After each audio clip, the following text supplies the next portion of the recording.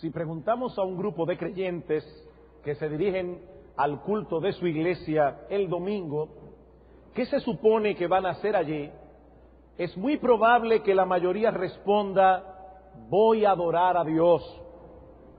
Pero si les pedimos luego que nos definan con precisión qué significa eso, es muy probable que recibamos respuestas muy diversas.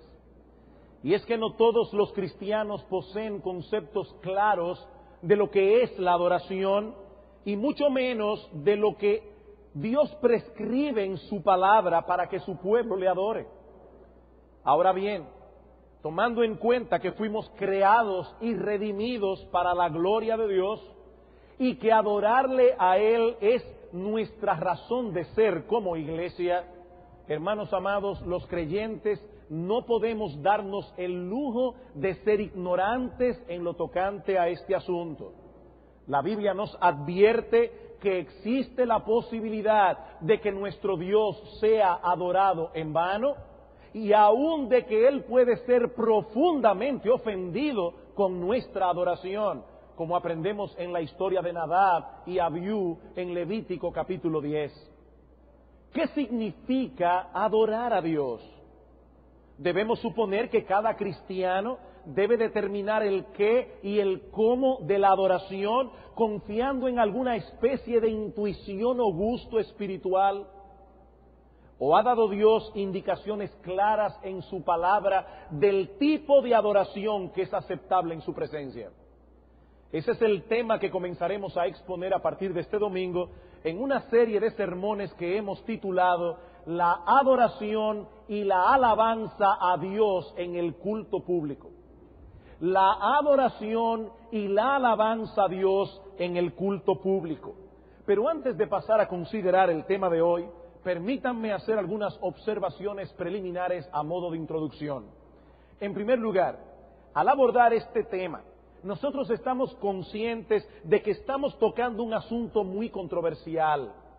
En las últimas décadas, el tema de la adoración se ha convertido en un verdadero campo de batalla en algunas iglesias, sobre todo en lo que respecta a los estilos musicales que deben emplearse en la adoración corporativa del pueblo de Dios. Por eso me adelanto a decir que aunque varios temas controversiales serán considerados en esta serie de sermones, nuestra intención primaria no es la de polemizar, sino instruir al pueblo de Dios que se congrega en esta iglesia local en cuanto a la adoración y la alabanza a Dios en el culto público. Y hermanos, nosotros hemos estado orando al Señor que nos permita predicar estos mensajes de tal manera que nos estimulen a la adoración y a la alabanza. De nada nos sirve que podamos dar respuestas a las inquietudes que tenemos con respecto al tema de la adoración, si al final de cuentas estos sermones no contribuyen a hacer de nosotros como iglesia mejores adoradores. En segundo lugar, noten que hemos titulado esta serie La adoración y la alabanza a Dios en el culto público. Eso nos dice de entrada que adorar y alabar no es lo mismo, a la vez que nos dice cuál es el foco primario de atención que vamos a estar dando a estos sermones.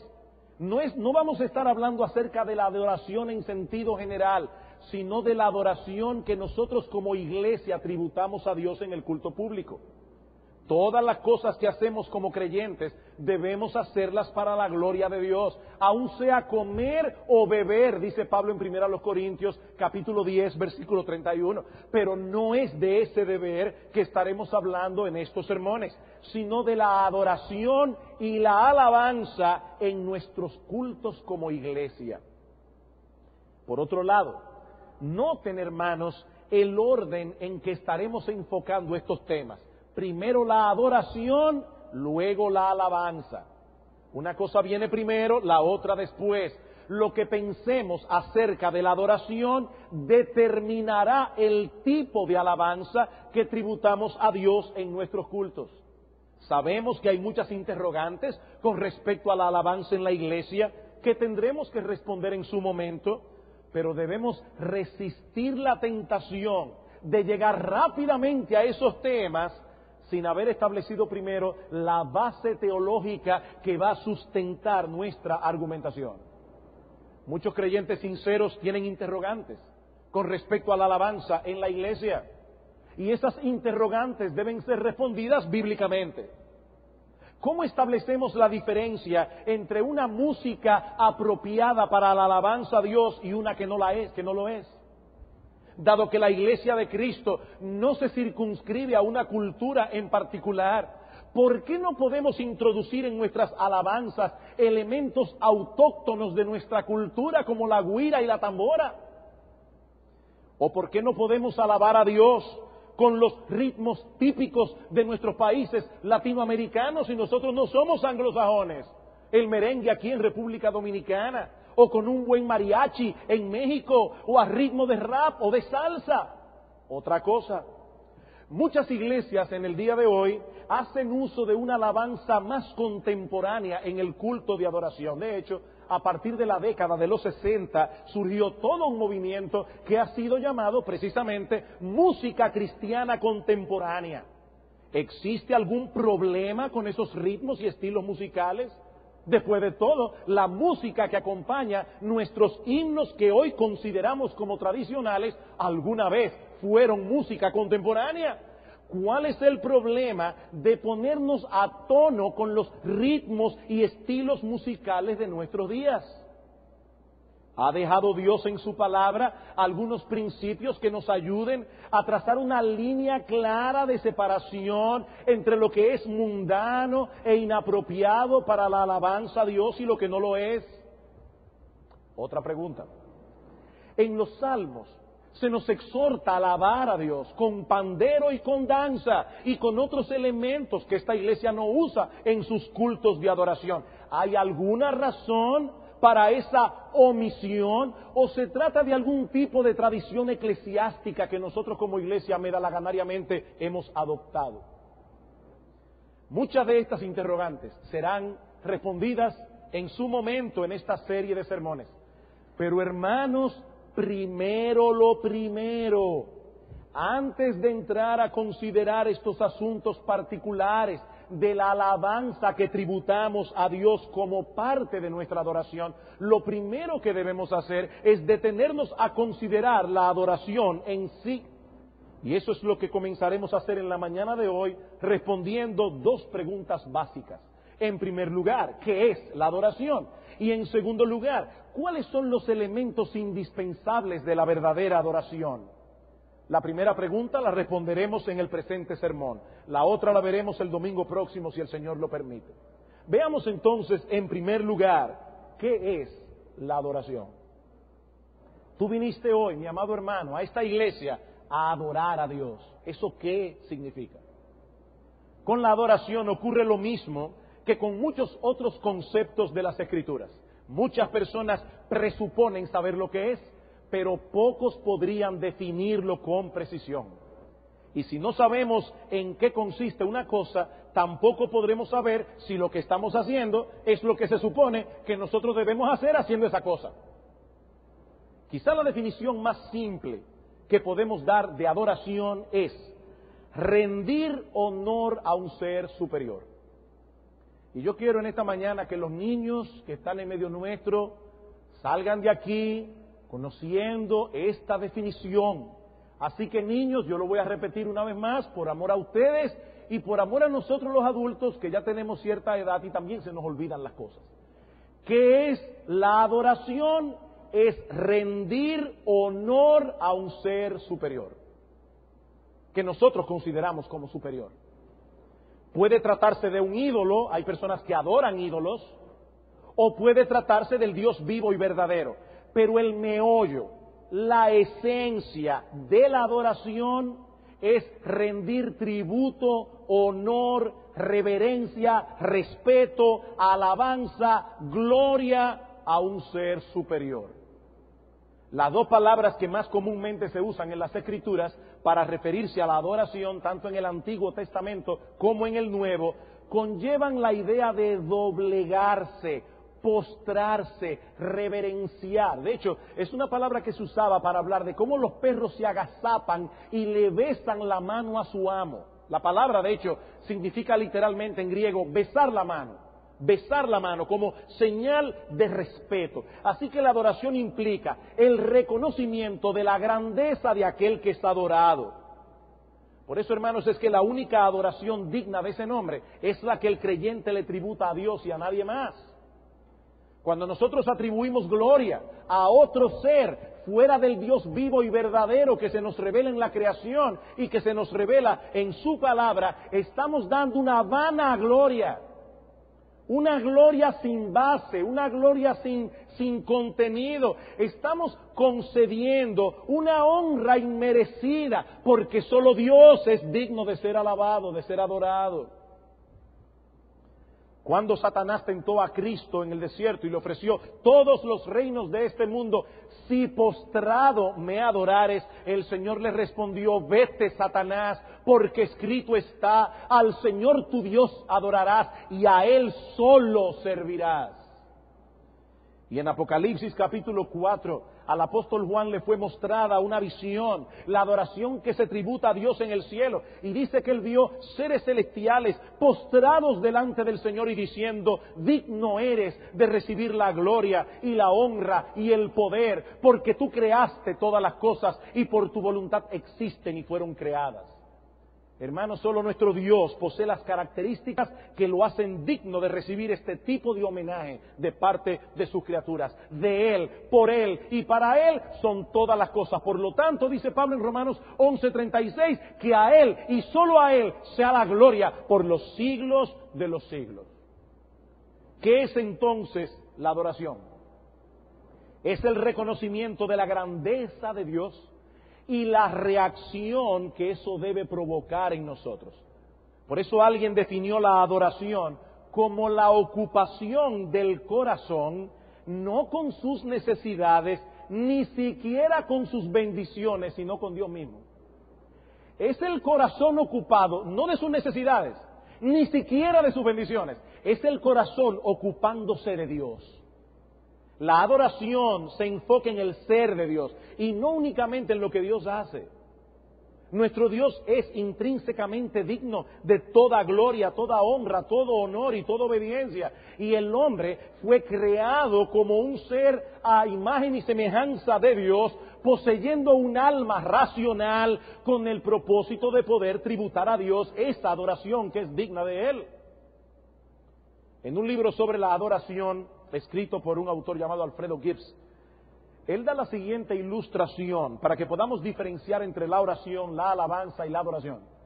Algunas personas no ven diferencia en estas cosas, pero no es lo mismo orar que alabar que adorar. Y otra vez, niños, pónganme atención, porque ustedes van a entender perfectamente esta historia. Supongamos, dice Gibbs, que una persona no sabe nadar y cae en un río. Mientras lucha en vano por salvarse y dándose cuenta de cuán desesperado es su caso, clama de lo más profundo de su corazón, ¡auxilio, auxilio, sálvenme, sálvenme! Eso es oración. Eso es oración. El clamor de un alma consciente de su necesidad.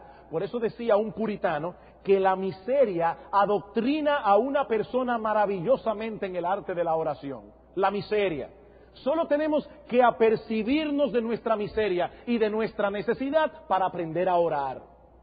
Este individuo, a punto de ahogarse en una forma natural, clama por ayuda cuando repentinamente aparece un caballero bien vestido que sin dudarlo ni por un segundo se tira al agua para rescatar a este pobre hombre, poniendo en riesgo su propia vida.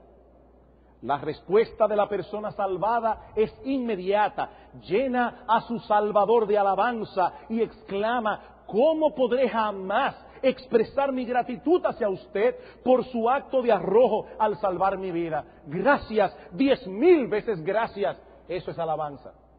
Eso es alabanza. Y eso es precisamente lo que hace el pecador cuando entiende lo que el Hijo de Dios estuvo dispuesto a hacer para salvarlos. Mis amados hermanos, Cristo no simplemente puso su vida en riesgo, Él puso su vida, punto. No fue que la puso en riesgo, es que Él puso su vida para salvarnos. El justo murió por los injustos para llevarnos a Dios. Primera de Pedro capítulo 3, versículo 18. Y eso, mis amados hermanos, debe llenar nuestras bocas de alabanza y de gratitud. Ahora bien, supongamos que el caballero que ha salvado a este hombre, no conforme con lo que ha hecho, ahora lo invita a su casa al día siguiente con el propósito de entablar una amistad con él. Al otro día, el hombre se dirige hacia la dirección indicada y para su asombro se da cuenta de que el caballero que le salvó vive en la parte más rica de la ciudad. Y su casa es la mansión más extraordinaria, más hermosa, más magnificente del sector. Pero su sorpresa es aún mayor cuando él comienza a conversar y a conocer a este hombre. Queda profundamente impresionado por su nobleza de carácter, su bondad, su inteligencia, su hospitalidad, su sabiduría, su afabilidad, su tacto, su humildad de espíritu. En otras palabras, sigue diciendo Gibbs, ahora aprecia la excelencia moral y el valor intrínseco del carácter de su anfitrión, independientemente de lo que hizo por él para salvarlo. Y aunque no olvida por un solo momento que su anfitrión es su salvador, no obstante, su gratitud por lo que hizo por él es ahora superada por la admiración y aprecio por lo que él es en sí mismo. Ya no es simplemente gratitud por lo que él hizo por mí, es admiración por lo que esa persona es. Y como siguen desarrollando esa amistad, mientras más le conoce, más le admira. Eso es adoración. Eso es adoración. No se trata de un programa religioso o de un conjunto de rituales. Uno de los problemas principales que los profetas del Antiguo Testamento tuvieron que corregir era la tendencia del pueblo al formalismo y a equiparar los actos externos de la adoración con la adoración misma. Por ejemplo, en Amós capítulo 5, versículo 21 al 23, dice Dios al pueblo de Israel. Oigan a Dios hablando aquí, hermanos. Imagínense que Dios envíe una carta a Iglesia Bíblica del Señor Jesucristo y le diga algo como esto: abominé vuestras solemnidades, no me complaceré en vuestras asambleas. Si me ofreciereis vuestros holocaustos y vuestras ofrendas, no los recibiré, ni miraré a las ofrendas de paz de vuestros animales engordados.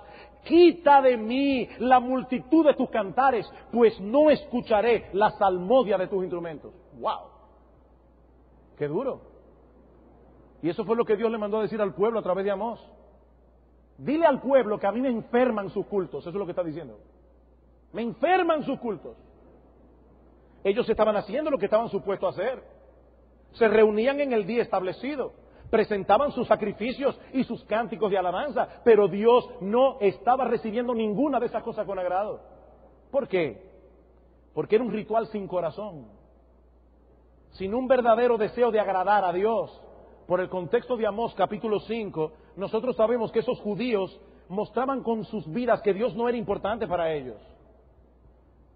Ellos no tenían la disposición de obedecer a Dios, simplemente querían calmar sus conciencias practicando un ritual.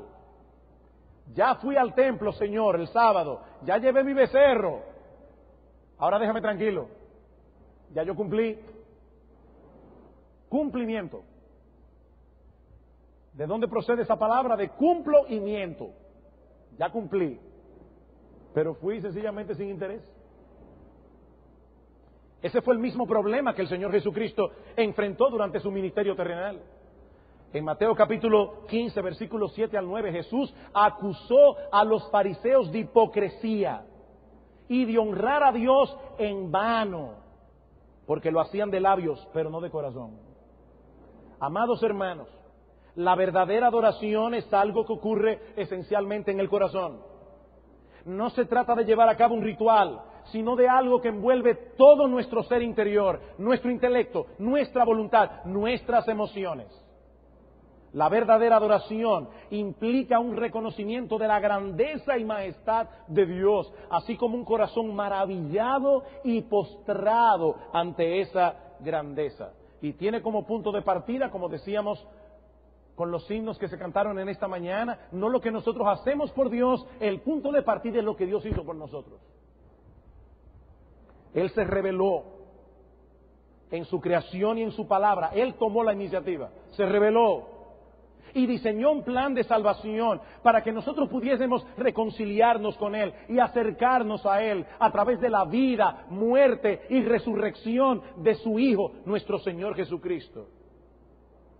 Él es un Dios santo y nosotros somos pecadores. De ahí el énfasis de las Escrituras en la necesidad que nosotros tenemos de que nuestros pecados sean expiados, sean perdonados, antes de que nosotros podamos acercarnos a Dios en adoración. El pecador necesita reconciliarse con aquel que ha sido ofendido por nuestros pecados. De lo contrario, no tenemos acceso a su presencia. Pero una vez ese pecador conoce a Dios, se reconcilia con Dios, su corazón se llena de adoración y su boca de alabanza. Al venir a la presencia de un ser tan hermoso, tan majestuoso, tan glorioso y al mismo tiempo tan compasivo y lleno de gracia. Es por eso que la adoración del pueblo de Dios es descrita en la Escritura, sobre todo en el Antiguo Testamento, como una fiesta solemne. Una fiesta solemne. Yo sé que yo he dicho esto en muchas otras ocasiones, pero para algunas personas estos términos son incompatibles. Si la adoración es una fiesta, entonces no puede ser solemne, tiene que ser un desorden. Y si la adoración es solemne, entonces no puede ser una fiesta. Pero la Biblia la describe como una fiesta solemne. La adoración que la Biblia describe conjuga estos dos elementos perfectamente entrelazados entre sí, dependiendo uno del otro. Adoramos a un gran Dios, digno de reverencia y temor, pero al mismo tiempo adoramos a un Padre que se ha compadecido de nosotros y ha diseñado un plan de redención para que podamos acercarnos a Él con confianza. Ambas realidades deben estar en nuestras mentes cuando nosotros venimos a adorar a Dios. Vayamos por un momento a Isaías capítulo 6. Isaías capítulo 6.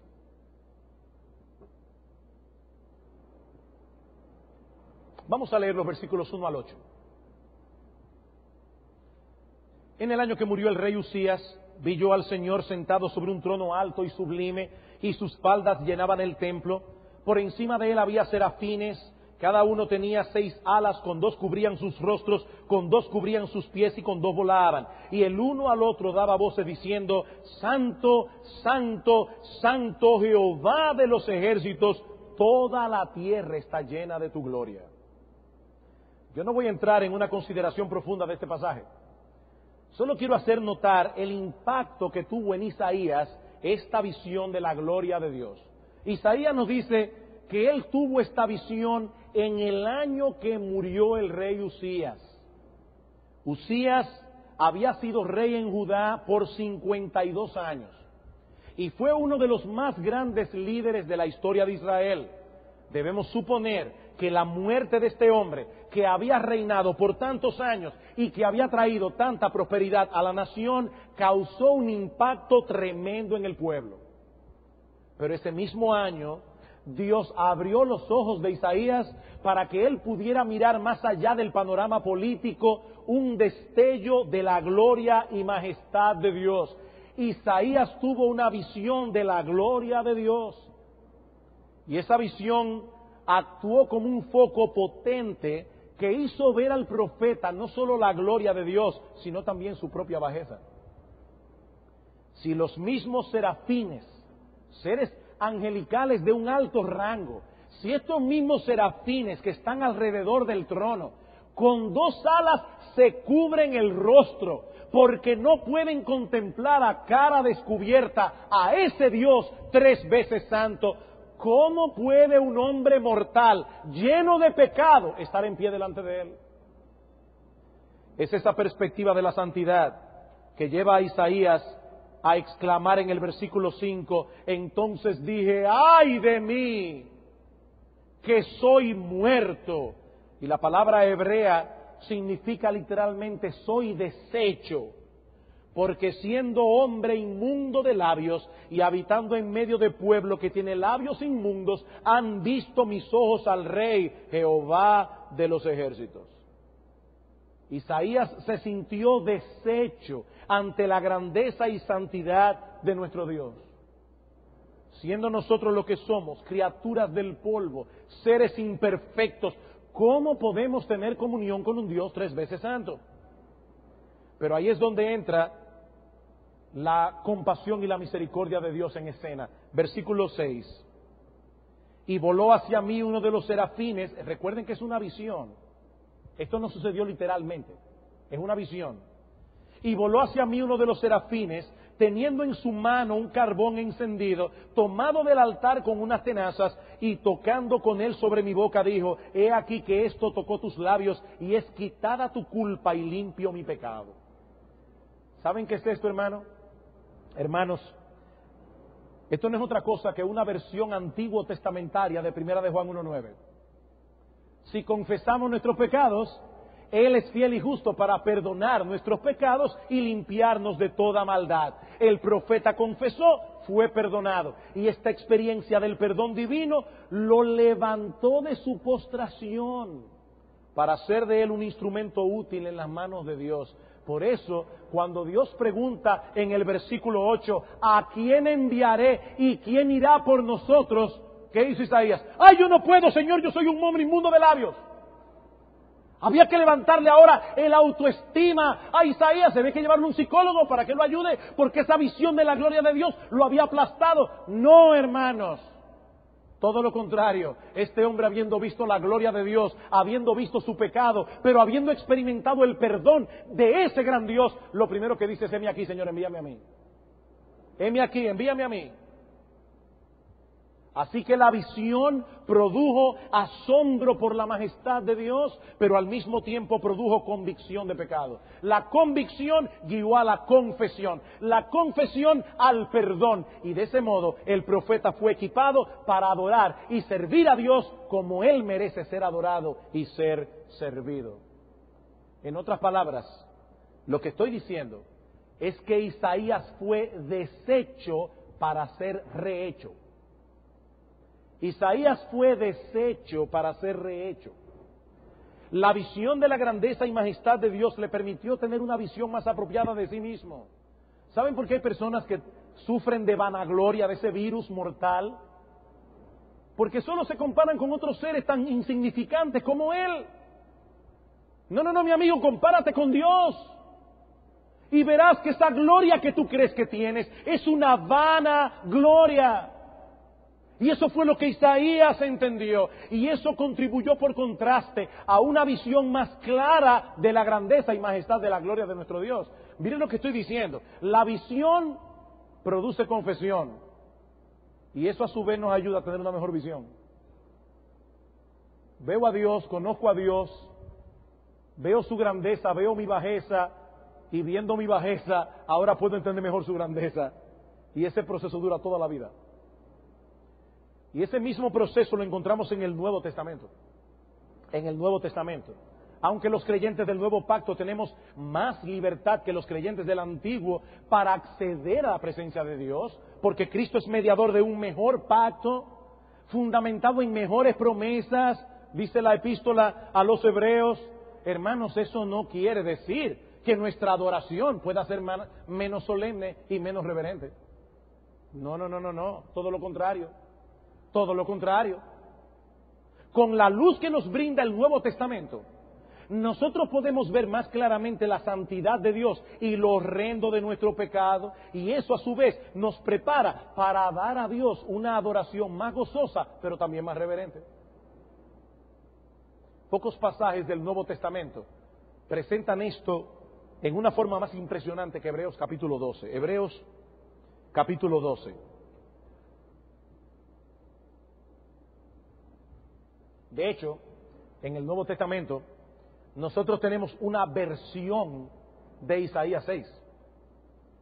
No sé si ya vino a la mente de algunos a qué yo me estoy refiriendo.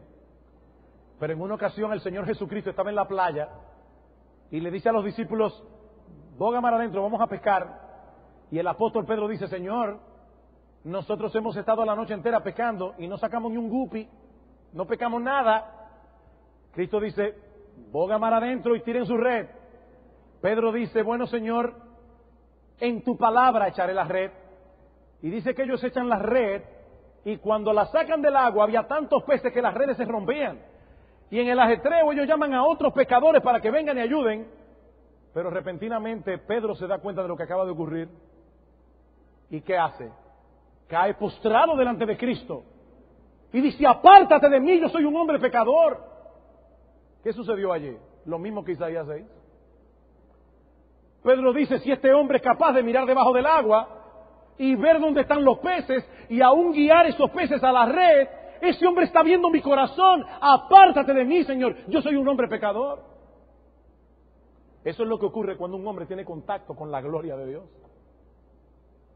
Yo oigo a esta gente que hablan, dan un testimonio de que Cristo entró por la ventana y se sentó en su cama y comenzaron a hablar como si fueran panas. Yo no sé qué fue lo que ellos vieron, pero no fue Jesucristo. Porque cuando Juan el apóstol, el discípulo amado, lo vio, cayó como muerto a sus pies. Y Cristo tuvo que decirle: no temas, no temas, yo soy el primero y el último, el que morí, pero vivo. En Hebreos 12, nosotros vemos esto. El autor de la epístola está haciendo un contraste entre la experiencia de Israel al pie del monte Sinaí, cuando el Señor descendió para darles la ley, y lo que experimenta la iglesia hoy cuando se reúne como cuerpo en el día del Señor para rendirle adoración. Y dice el autor de Hebreos que el pueblo de Israel se había acercado, versículo 18, a un monte que se podía palpar y que ardía en fuego, a la oscuridad y a la tempestad, al sonido de la trompeta y a la voz que hablaba, la cual los que la oyeron rogaron que no se les hablase más. Y era tan terrible lo que se veía que aún Moisés, oigan bien hermanos, Moisés, el amigo de Dios, exclamó: estoy espantado y temblando.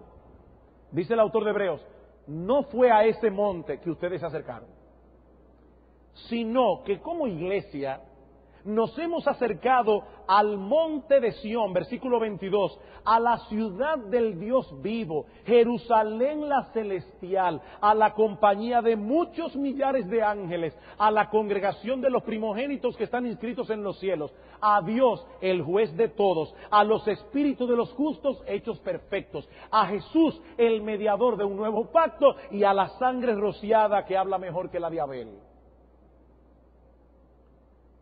A todo eso que nos acercamos cada domingo. En otras palabras, lo que los judíos experimentaron en el Sinaí no era más que una sombra de una realidad más sorprendente. Y es a esa realidad que nosotros nos acercamos cada domingo en nuestros cultos de adoración. Comentando acerca de este pasaje, un autor llamado Dan McCartney dice: a menudo pensamos, cuando leemos Hebreos 12, que esto significa que mientras Dios era temible en el Antiguo Testamento, es un Dios bueno y amigable en el Nuevo, así que ya no necesitamos sentir temor.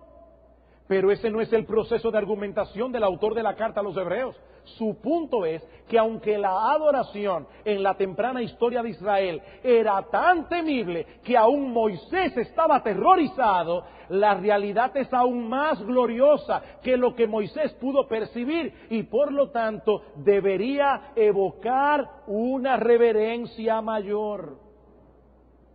Y en otro lugar dice este mismo autor: nuestra adoración y por lo tanto la música de la adoración, porque este artículo es un artículo sobre la música en la adoración, dice: nuestra adoración a Dios y por lo tanto la música de la adoración deben exhibir reverencia gozosa y admiración, como lo declaran las Escrituras. Y ahora él cita los versículos 28 y 29 de este mismo pasaje. Así que, recibiendo nosotros un reino inconmovible, tengamos gratitud, y mediante ella sirvamos a Dios, agradándole con temor y reverencia, porque nuestro Dios es fuego consumidor. Eso no es el Antiguo Testamento, eso es el Nuevo. Esa palabra que usa el autor de la Epístola a los Hebreos, en el versículo 28, no es la que normalmente se traduce como temor. La palabra temor en el griego normalmente es fobia, fobeo, de donde viene nuestra palabra fobia. Pero esa no es la palabra que se usa aquí. La traducción al español me es difícil porque es una palabra que muy poca gente conoce. Es la palabra numinoso. Esa palabra está en el diccionario. Un temor numinoso. ¿Cómo se puede definir lo que es un temor numinoso? Lo voy a hacer de tal manera que hasta los niños me van a entender. Si yo estuviera en una habitación y me dijeran que al lado, en la habitación de al lado, hay un tigre o un león bravo que puede hacerme daño, eso, o un perro, eso me da temor. Pero si alguien me dice, y yo se lo creyera, fíjense lo que estoy diciendo, si alguien me dice, y yo se lo creyera, que en la habitación de al lado hay espíritus, eso crea un temor diferente. Se le ponen a uno los pelos de punta. Eso es un temor luminoso. Un temor a lo que yo no sé lo que va a pasar. Bueno, esa es la palabra que el autor de los Hebreos usa aquí. Acércate con ese temor, porque nuestro Dios es fuego consumidor. El hecho de que haya personas que vengan al culto de adoración y se porten irreverentemente y Dios no los fulmine con un rayo, simplemente nos habla de la paciencia de Dios. Pero Dios no toma eso en juego. Todo aquel que en algún momento fue irreverente en el culto de adoración donde Dios hace su presencia, va a pagar por ello tarde o temprano, a menos que sea perdonado en la cruz del Calvario. Pero el autor de los Hebreos nos está diciendo, mucho cuidado. El pueblo de Israel se acercó a la sombra. Ustedes se han acercado a la realidad. Adoren a Dios con temor y reverencia, porque nuestro Dios es fuego consumidor. Con Él no se juega. Cuidado con jugar con Dios. Con Él no se juega. Debe ser un temor sobrecogedor ante la presencia de un Dios tan grande. Como dice una vez más, cito a McCartney, la adoración en el nuevo pacto debería estar llena de reverencia y un profundo sentido de temor sobrecogedor, porque ahora conocemos más claramente la santidad de aquel a quien adoramos al entender la profundidad de lo que se requirió para nuestra redención. Hermanos, ¿qué tan santo es Dios y qué tanto odia a Él nuestro pecado? ¿Tú quieres saberlo? Mira a Cristo en la cruz del Calvario. Ningún judío del Antiguo Testamento, ni uno, pudo tener una visión tan clara de la santidad de Dios como la que nosotros tenemos al día de hoy. Fue la vida del Hijo de Dios, de la segunda persona de la Trinidad, la que tuvo que ser expuesta por causa de nuestros pecados. ¿Qué tan santo es Dios? ¿Qué tan santo es Dios? ¿Qué tan digno es Él de nuestra reverencia y de nuestra adoración? De ahí la solemnidad de la advertencia del autor de la epístola en el capítulo 12, versículo 25. ¿Qué dice el autor? Mirad que no desechéis al que habla. Es una advertencia. Mirad que no desechéis al que habla, porque si no escaparon aquellos que desecharon al que los amonestaba en la tierra, mucho menos nosotros si desechamos al que nos amonesta desde los cielos. Y es a la luz de esa realidad que ahora el autor de la epístola a los Hebreos dice, así que, recibiendo nosotros un reino inconmovible, tengamos gratitud y mediante ella sirvamos a Dios, agradándole con temor y reverencia, porque nuestro Dios es fuego consumidor. Los creyentes del nuevo pacto poseen una percepción más clara de la santidad de Dios que la que poseían los santos del Antiguo Testamento. Ellos saben ahora, nosotros, que por causa de nuestros pecados, Dios envió a su Hijo a derramar su sangre en la cruz, pues de otro modo nadie hubiese podido ser salvo. Consecuentemente, los creyentes del nuevo pacto deberían experimentar una reverencia más profunda cuando se acercan a ese Dios en adoración. Ahora, hermanos, esta es solo una cara de la moneda. Una cara de la moneda. La adoración del cristiano también está llena de gran gozo. ¿Por qué? Porque tenemos un perfecto mediador entre nosotros y ese temible Dios.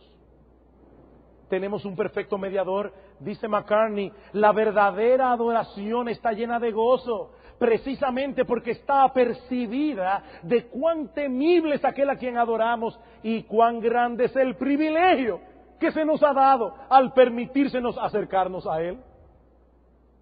Hermanos, el que cree que Dios es poca cosa, no vendrá con tanto gozo a adorar a Dios. Me permitieron acercarme a Dios, gran cosa. Pero cuando uno entiende a través del Calvario quién es Dios, hermanos, es verdad que eso nos llena de reverencia, pero también de gozo. Qué bueno que se nos permite libremente acercarnos a este Dios, como un hijo se acerca a un padre. Sigue diciendo McCartney, la verdadera adoración gozosa permanece siempre apercibida del Dios terrible, temible, admirable y santo, que es fuego consumidor. No lo olvida ni un momento. Pero por esta causa debe ser llevada a cabo en temor y reverencia. El verdadero gozo en la adoración no es un happy hour. Y aquí estoy citando literalmente lo que él dice. Hermanos, nosotros no hemos venido aquí a tener un happy hour. No. Ese no es el gozo de la adoración. El verdadero gozo en la adoración solo es posible cuando nos damos cuenta de cuán enorme e inconcebible provisión Dios nos ha dado de ser capacitados de estar delante de Él, y por lo tanto, qué privilegio indescriptible ahora tenemos de estar en la presencia de ese fuego consumidor. Termina la cita. Si la adoración a Dios fue descrita en el antiguo pacto como una fiesta solemne, hermanos, más razón tenemos nosotros de verla de ese modo. Nosotros que vivimos del otro lado de la cruz. Es solemne porque estamos delante de un gran Dios que es fuego consumidor. Y nosotros somos criaturas del polvo cargadas de pecado. Pero es festiva, gozosa, porque ese gran Dios se ha compadecido de nosotros y ha diseñado un plan de redención que hace posible que nos acerquemos a Él libremente a través de la encarnación, muerte y resurrección de su Hijo, nuestro Señor Jesucristo. En la misma medida en que el creyente adquiera una mejor comprensión de la justicia y santidad de ese Dios que ha sido profundamente ofendido por nuestros pecados, de su poder que puede llevar a cabo sus promesas y sus advertencias, de su omnisciencia que conoce nuestra vida hasta en el más ínfimo detalle, y del gran amor que hizo tal provisión en Jesucristo. En la medida en que el creyente entienda todas esas cosas, mejor equipado estará para darle a Dios una adoración que sea digna de Él. ¿Qué es entonces la adoración? ¿Cómo podríamos definirla?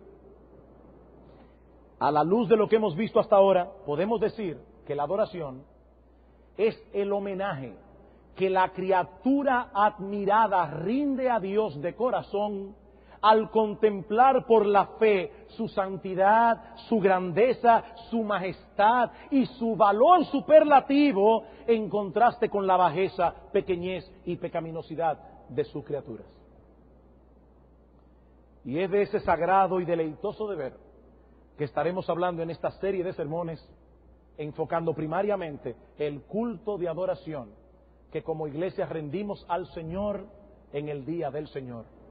Yo les pido, hermanos, que oremos juntos al Señor para que a través de estos mensajes nosotros como iglesia aprendamos a ser mejores adoradores y para que el Espíritu Santo obre en el corazón de muchos que hoy están perdidos de modo que ellos también sean salvados, depositando su fe en Cristo. Sus ojos sean abiertos para ver a través de la faz de Cristo la gloria de Dios, y vengan a adorar juntamente con nosotros a aquel que vive por los siglos de los siglos. Vamos a orar.